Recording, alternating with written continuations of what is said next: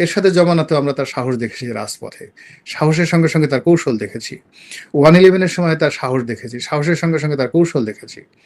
আবার সেই যে ২০০৮ থেকে ৯ মানে একদম ২৪ পর্যন্ত তার জীবনে অন্তত ১০ টা মানে ট্রায়াঙ্গেল এসছে। বিপদের যাকে বলা হয় ত্রিভুজ আসছে। ৩ দিক থেকে তার বিপদ। তিনি ক্ষমতায় থাকতেও যেকোনো সময় তাকে মেরে ফেলা হবে, যেকোনো সময় তাকে মেরে ফেলতে পারে। এই আতঙ্ক তাকে তাড়া করেছে। যেহেতু সে মৃত্যুকে খুব কাছাকাছি বহুবার দেখেছে। বহুবার তার উপর আক্রমণ করা হয়েছে। তার উপর যখন ডাইরেক্ট ব্রাশ ফায়ার করা হয়েছে চট্টগ্রামের এরশাদ জমানাতে ২১শে আগস্টের গ্রেনেড হামলাতে, তিনি মৃত্যুকে খুব কাছাকাছি দেখেছেন। তিনি যখন ৩২ নম্বরে থাকতেন, হোসেন মোহাম্মদ এরশাদ তার যে মানে ওই যে কর্নেল ফারুক, কর্নেল রশিদ, এই যে ফ্রিডম লোকদেরকে দিয়ে ডাইরেক্ট গুলি করিয়েছে সেই ৩২ নম্বর বাড়িতে। ওয়াল আবার দ্বিতীয়বার ছিদ্র করে দেওয়া হয়েছে। তারপরে কিন্তু তিনি ৩২ নম্বর ছেড়ে যাননি। তিনি তার মধ্যে করে সেখানে ছিলেন। ফলে মানে আমার কাছে মনে হয় না যে জীবনের এই প্রান্তে এসে সে খুব ভীত সন্ত্রস্ত হবেন, ওখানে আরাম আয়েশে থাকবেন, জাতির সঙ্গে প্রতারণা করবেন, নট লাইক দ্যাট। তিনি যেটা বলেছেন আমি বিশ্বাস করি, এবং তার এই সিরিয়াসনেসটাকে যদি সরকার হেলাফেলা না করে, সরকার যদি সিরিয়াসলি গ্রহণ করে এবং সেইভাবে আইদার তাকে ওয়েলকাম জানাতে হবে অথবা তাকে বাধা দিতে হবে। কিন্তু যদি আপনি কিছুই করলেন না, নাকে তেল দিয়ে ঘুমালেন, এক সকালবেলা এসে আপনি ঘুমিয়ে আছেন, এখন ঘুম থেকে জেগে দেখবেন শেখ হাসিনা আপনার চোখের সামনে, আপনার তো মুহূর্তের মধ্যে কাপড় চোপড় নষ্ট হয়ে যাবে। আসসালামু আলাইকুম ভাই। প্রশ্ন তোলাটাও আমার জন্য একটু অন্যরকম অভিজ্ঞতা। যাই হোক, তাও তো শুরু করতে হবে। আমার হেডলাইনই হচ্ছে আজকে মুখোমুখি গোলাম মাওলা রনি, কেমন দেখছেন আজকের বাংলাদেশ? এই যে শেখ হাসিনা পরবর্তী, ডক্টর ইউনূস পরবর্তী আজকের বাংলাদেশ আপনি কেমন দেখছেন? প্রথমত হলো যে যদি আপনি আল্লাহর বান্দা হিসেবে নিজেকে মনে করেন যে আমি আল্লাহর বান্দা, তাহলে আপনাকে ওয়াম্মা বিনিয়ামতে রব্বিকা ফাহাদ্দিস, অর্থাৎ আল্লাহ যে নিয়ামত দিয়েছে সেটা শুকুর গুজার করতে হবে। তো আজকের এই সময়টাতে আপনার সাথে কথা বলছি, আল্লাহ বেঁচে রাখছে, বাঁচিয়ে রাখছে, শরীর স্বাস্থ্য ভালো আছে, আলহামদুলিল্লাহ। কিন্তু আপনি যদি আমাকে বাদ দিয়ে আমার বাইরের যে অফিস আছে, আমার স্টাফ আছে, আমার আত্মীয় আছে, সব দেখি, ইনক্লুডিং ইউ, আপনাকে যদি আমি যে এখন এখানে দেখি, আমি সেখানে কোনো আশার আলো দেখতে পাচ্ছি না। আপনার সঙ্গে আমি কথা বলবো, আশেপাশের লোকের সঙ্গে কথা বলবো, কথা বলতে আমার ভয় লাগছে। মনে হচ্ছে যে একরাশ বেদনা, সমস্যা, আশঙ্কা, আতঙ্ক, এবং এই লোকগুলো বোধহয় ভালো নেই। যখন সে বাজারে যাবে, সে যে নির্দিষ্ট আয় করছে, সে আয়ের সমপরিমাণ সে ব্যয় করতে পারছে না, তো পণ্যমূল্য কিনতে পারছে না, রাস্তাঘাট তার জন্য নিরাপদ হচ্ছে না, বিদ্যুতের দাম বেড়ে যাচ্ছে, সীমান্তে গোলাগুলি হচ্ছে, সরকারের মধ্যে যারা কর্তা ব্যক্তি তাদের দিকে তাকালে যে ধরনের একটা আস্থা বিশ্বাস হয় সেটা দেখা যাচ্ছে না। চারিদিকে মব নতুন করে শুরু হয়েছে, আবার ওই যে আওয়ামী লীগ চলে গিয়েছিল সে আওয়ামী লীগ আবার ফিরে আসার জন্য হুমকি ধামকি দিচ্ছে। তারপরে কি বলবো, হাজার হাজার সমস্যা। সেই সমস্যাগুলো যদি একত্র করেন তাহলে আপনি ১ ঘন্টা পরে, ১ দিন পরে, ১ সপ্তাহ পরে, ১ বছর পরে আমাদের যে সরকার যেভাবে চলছে তার উপর যে বিশ্বাস এবং আস্থা রাখবো, এটা সত্যিকার অর্থে একটা মেডিটেশনের ব্যাপার। খুব উচ্চ মাত্রার বা উচ্চ মার্গের যদি মেডিটেশন না থাকে, এই একটা বিরাট ব্যাপার। রনি ভাই, আপনিও আওয়ামী লীগ প্রসঙ্গ তুললেন। আওয়ামী লীগ প্রসঙ্গে গেলে বলতে হয় যে গত এক সপ্তাহে কিছু নতুন ডাইমেনশন দেখা যাচ্ছে। আওয়ামী লীগ হঠাৎ করে মিছিলের পরিমাণ বাড়িয়ে দিয়েছে, বিশেষ করে তাদের ছাত্র সংগঠন যেটা, সেটাকেও বলতে হয় তখন নিষিদ্ধ ঘোষিত ছাত্র সংগঠন ছাত্রলীগ, তাদের প্রচুর মিছিল হচ্ছে। এবং নোয়াখালীতে তাদের মিছিলের লোকসংখ্যা দেখে পুলিশ পিছিয়ে গেছে। সেই নোয়াখালীতে আবার এই আওয়ামী লীগ ছাত্রলীগের হাতে ক্ষমতাসীন দল বিএনপি মার খেলো। কোন দিকে যাচ্ছে এই আওয়ামী লীগ সংক্রান্ত? আদৌ কি নিষেধাজ্ঞা উপরে, নাকি এটা একটা সংঘাত সংঘর্ষের দিকেই যাবে? না, প্রথমত যে কোনো মানুষের ভয় এবং আতঙ্ক একটা নির্দিষ্ট সময় পর্যন্ত কাজ করে, এরপরের কাজ করে না। আওয়ামী লীগের ভয় পাওয়ার যে বিষয়টি ছিল সেটি হয়তো বড় জোর ৬ মাস বা ১ বছর পর্যন্ত কাজ করেছে। এখন আওয়ামী লীগের পতনের প্রায় ২ বছর চলে আসছে। তাদেরকে যেকোনোভাবে আপনাকে এই সমাজে টিকে থাকতে হবে। আপনাকে জামাত হতে হবে। আওয়ামী লীগের লোকজন যদি জামাতে যোগ দেয়, বিএনপিতে যোগ দেয়, সেভাবে থাকতে হবে, অথবা তাদেরকে গলায় দড়ি দিয়ে মরে যেতে হবে, অথবা তাদেরকে আওয়ামী লীগ করে বেঁচে থাকতে হবে। এই সমাজে তো মানুষ হিসেবে আওয়ামী লীগের প্রায় ৬ কোটি মানুষ সারা বাংলাদেশে। এই ৬ কোটি মানুষকে তো আপনি একসাথে মেরে ফেলতে পারবেন না। তো আবার অন্যদিকে আপনি তাদের যে রাজনৈতিক অধিকার, মানুষ ডাল ভাত খাওয়ার পরে, অর্থাৎ অন্ন, বস্ত্র, চিকিৎসা এরপরেই মানুষ যেটা চায় সেটা হলো তার রাজনীতি করার অধিকার চায়, কথা বলার অধিকার চায়, তো মেলামেশার অধিকার চায়।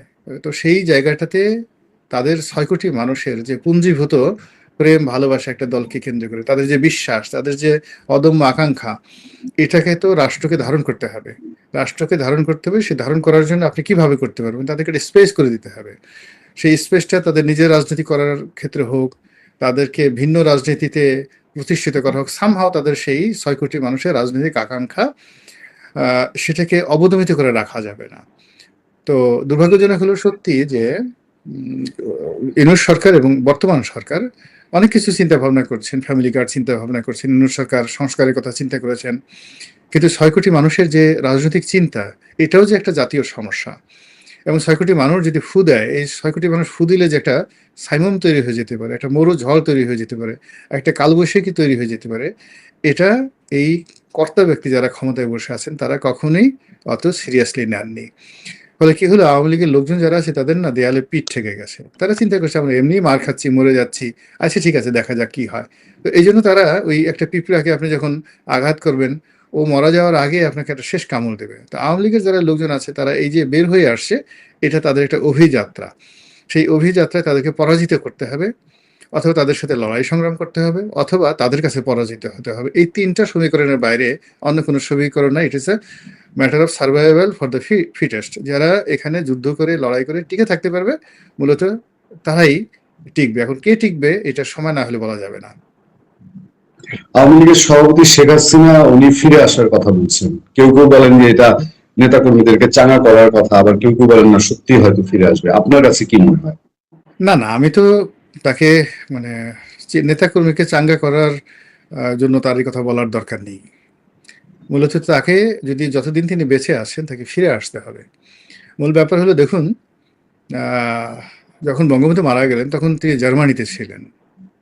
যখন জার্মানিতে ছিলেন সেখানে বেশ ভালোই ছিলেন। আপনি চিন্তা করেন, ইউরোপে গিয়ে মানুষ ভিক্ষা করে, তারপর সে রাস্তাঘাটে ঘুরে, তার তো অন্য কোনো দেশে আসার চেষ্টা করার কথা না। তিনি জার্মানিতে থেকে যেতে পারতেন, ইংল্যান্ডে থেকে যেতে পারতেন, কিন্তু তিনি সেখান থেকে চলে এলেন কোথায়? ভারতে চলে এলেন। আবার সরকারি ভাতা খেতেন। ভারত সরকার তাকে এখন যেভাবে দাম দিচ্ছে হয়তো অতটা দাম দিত না, কিন্তু তার ন্যূনতম স্বাধীনভাবে সুন্দরভাবে চলাফেরা করার জন্য তার যতটুকু প্রয়োজন ততটুকু ভারত সরকার সেই ৭৫ পরবর্তী সময় তাকে দিয়েছে। কিন্তু এ দেশকে তিনি ভালোবেসেছিলেন বা ভালোবাসেন। এদেশে রাজনীতি করার তার একটা অদম্য আকাঙ্ক্ষা ছিল, আওয়ামী লীগের প্রতি তার একটা টান ছিল,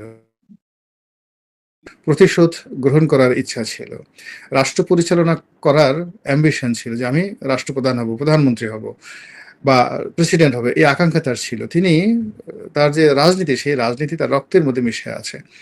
ফলে কি হলো, তিনি জিয়াউর রহমান সাহেবের আমলে বাংলাদেশে এলেন, এবং এই আশাটা কিন্তু এখন তারেক রহমান সাহেবকে বা ইউনূস সাহেবকে জনগণ যতটা না ভয় পায়, তার চেয়ে ১ কোটি গুণ লোকজন ভয় পেত জিয়াউর রহমানের মার্শাল লকে।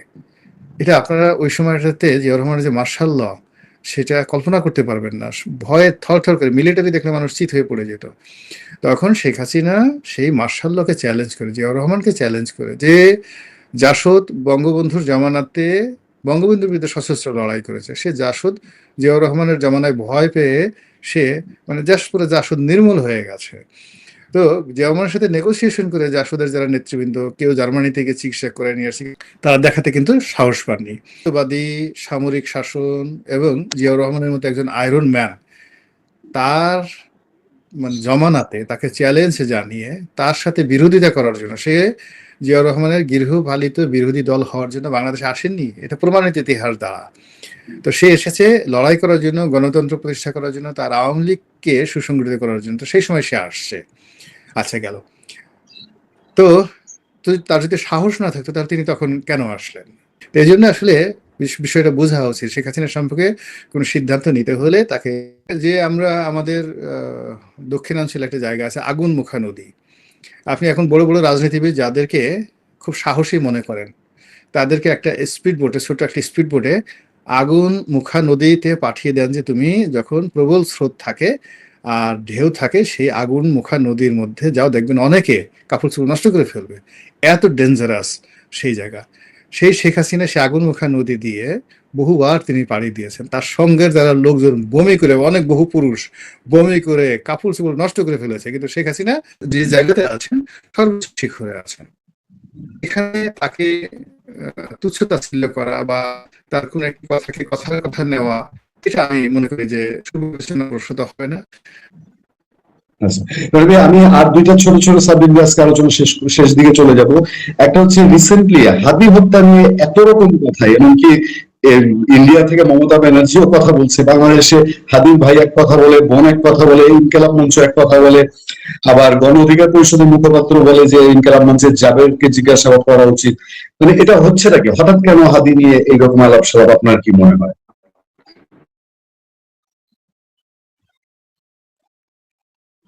বুঝতে পারিনি যে এখানে এরকম একটা নির্বাচনের সময় এত একটা হত্যাকাণ্ড ঘটলো কেন। তিনি রাজনীতিতে তেমন কোনো গুরুত্বপূর্ণ ব্যক্তি ছিলেন না, এবং একজন প্রার্থী যেভাবে তিনি প্রচারণা চালাচ্ছিলেন, আমাদের কাছে মনে হতো বড় জোর 5-10 হাজার ভোট হয়তো তিনি পেতে পারতেন। তো সেখানে তাকে হত্যাকাণ্ড ঘটানো হলো এবং দায়ী করা হলো বিএনপিকে এবং মির্জা আব্বাসকে। কিন্তু পরবর্তীতে এই ঘটনা নিয়ে যে নাটকগুলো তৈরি করা হলো এবং যে পরিবেশ পরিস্থিতি তৈরি করা হলো, তখন আমরা বুঝতে পারলাম যে এই হত্যাকাণ্ডের পিছনে একটা বিরাট চেইন কাজ করছে, এবং একটা পরিবেশ পরিস্থিতি, অর্থাৎ দীর্ঘকালীন ডক্টর মোহাম্মদ ইউনূস ক্ষমতায় থাকবেন এবং হাতি হত্যাকাণ্ডকে তিনি একটা ইনস্ট্রুমেন্ট হিসেবে ব্যবহার করতে পারেন, এই সন্দেহ তখন অনেকের মনে ডানা বেঁধেছিল। এখন মমতা ব্যানার্জির কথা যেটা বোঝা যাচ্ছে যে হাদি হত্যাকাণ্ডের সঙ্গে আমেরিকা জড়িত, ভারত জড়িত, বাংলাদেশের অনেক রাজনীতিবিদ জড়িত, অনেক রথী মহারথী জড়িত, এবং এটার মূল কারণটাই ছিল বর্তমান যে বিএনপি সরকার ক্ষমতায় আসবে, বা এই যে একটা সুন্দর একটা সুষ্ঠু নির্বাচন হবে, একটা গণতান্ত্রিক যে ধারা অব্যাহত থাকবে, এটাকে রুখে দেওয়ার জন্য এরকম একটা ঘটনা ঘটেছিল। এই গেল এক দৃষ্টিতে।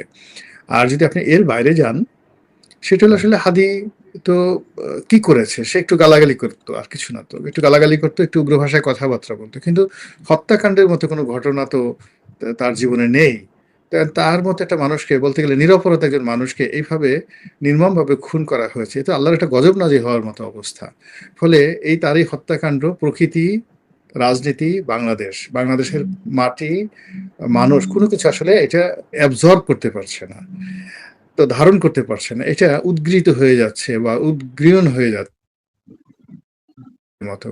এবং আমার কাছে যেটা মনে হচ্ছে, মমতা ব্যানার্জি যেটা বলেছেন ওটা ওখানে থেমে থাকবে না, এটা আরো সামনে যাবে, এবং এর জন্য বহু পক্ষকে দায় শোধ করতে হবে, দেনা শোধ করতে হবে। এবং অনেকে যদি আগামীতে কেবলমাত্র এই হাদিক হত্যাকাণ্ডের জন্য ফাঁসির কাষ্ঠের আসামি হন, আমি অন্তত অবাক হব না, এবং আমার বিশ্বাস যে আল্লাহ যদি আমাকে জীবিত রাখে, খুব বেশি সময় লাগবে না, খুব অল্প সময়ের মধ্যে আপনি দেখতে পাবেন এই হত্যাকাণ্ডের যারা ভিলেন ছিল তাদের আদি এবং আসল রূপ, এবং আশ্চর্য ব্যাপার হলো তারা পালাতে পারবেন না, তাদের সবাইকে বিচারের আওতায় আসতে হবে। এবং এটা প্রকৃতি জানান দিচ্ছে, নেচার ইটসেলফ। কখনো কখনো কোনো অপরাধ,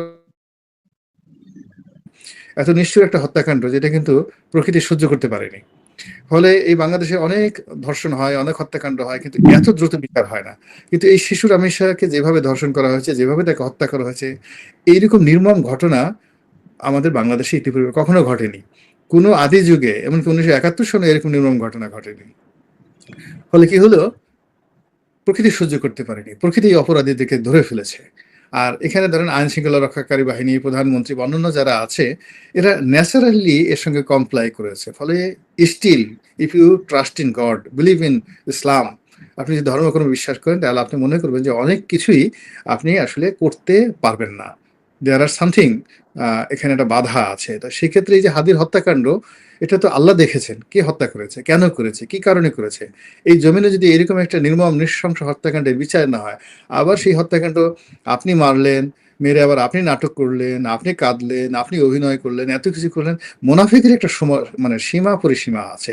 তো যার জন্য এই বিচারটা প্রকৃতির জন্য অনিবার্য হয়ে পড়েছে, এবং এটা হবে ইনশাল্লাহ। ভাই, সবশেষ আর দুইটা প্রশ্ন একসাথেই করে দিই, আপনি যতটুকু সংক্ষিপ্ত সময়ে শেষ করেন। সেটা হলো, এই যে দল বেঁধে সাবেক তত্ত্বাবধায়ক সরকারের, ইউনূস সরকারের 5 উপদেষ্টা, সবাই বলে কিচেন ক্যাবিনেট ছিল, আমি ছিলাম না সেই ক্যাবিনেটে, এইটার মর্মার্থটা কি? আর বিদ্যুৎ কি বর্তমান এই যে বিএনপি সরকারের জন্য একটা কুফা নাকি? কারণ গত সরকারের সময় যখন 4 দলীয় জোট সরকার, তখনও বিদ্যুৎ ভোগাইছে, এবং তারেক রহমান সাহেবের উপরে বিদ্যুৎ সংযোগ তো নানান অভিযোগ উঠতো। এইবারও আসার পর থেকে মানুষ বিদ্যুতের জন্য ত্রাহিত এই অবস্থা। এটা কি কুফা লেগে গেল বিএনপির জন্য? সব এইদিকে আচ্ছা, একটা সুযোগ দেশে। আমি একটা বলি শুনুন, মানে বিএনপির দুটো জমানা, অর্থাৎ জিয়াউর রহমানের জমানা এবং 1991 সালে বেগম জিয়ার জমানা, এই দুটো জমানা ওয়ান অফ দ্য ফাইনেস্ট সময়। এবং আপনি দেখবেন প্রকৃতি বিএনপিকে সহযোগিতা করেছিল। তখন ঝড় বৃষ্টি,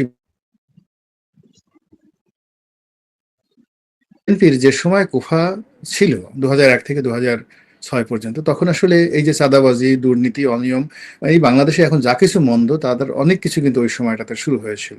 ফলে এই কুফা যদি বলেন তাহলে আপনি মনে করবেন যে এই সরকারের মধ্যে অনেক লোক আছে যাদের চিন্তা ভালো না, দেয়ার ব্যাড থিঙ্কিং, যাদের আমল ভালো না, একিন ভালো না, এবং যারা এই অনেক কিছু করতেছে। ফলে এমন কিছু সমস্যা বিএনপির সামনে আসবে যদি তাদের চরিত্র খারাপ হয়, যদি তাদের মনের মধ্যে কোনো ভালো চিন্তা না থাকে, যদি তারা মানে এই দেশ এবং দেশের মানুষকে ভালোবেসে নিজেদেরকে সংযত করতে না পারেন, তাহলে একটার পর একটা সমস্যা আসতে থাকবে এবং নিজেদের ভারী তারা নিজেরা পড়ে যাবে।